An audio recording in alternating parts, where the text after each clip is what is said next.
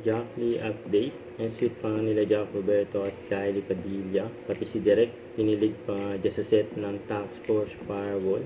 Ito pa nga yung video na eksena nila. Yun o. Yan sila Jack at Kylie. Yan si Hex, saka si Isa.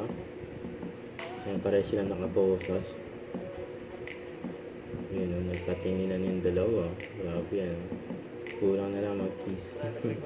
Ito interview kay Jack. May mga fellowship kami nila Paul Salas, yung mga kaibigan. Nakapag-share kami sa isa't isa na pare-parehas kami single. Isa yung battle namin sa isa't isa. How to deal with it, how to move on, and everything.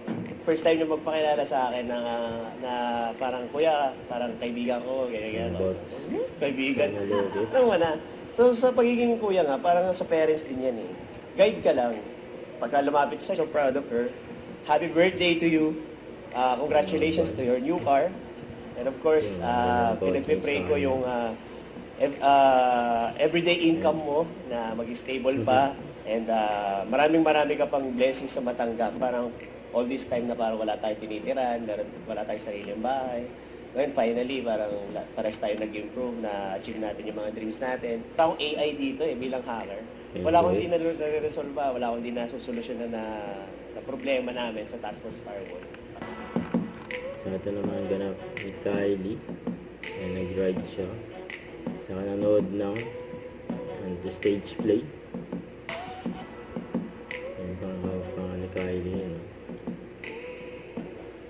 Hawak long beat. Don't forget to subscribe, click the notification bell for more update. This is Richard the Action Vlog. Stay tuned for more videos. See ya.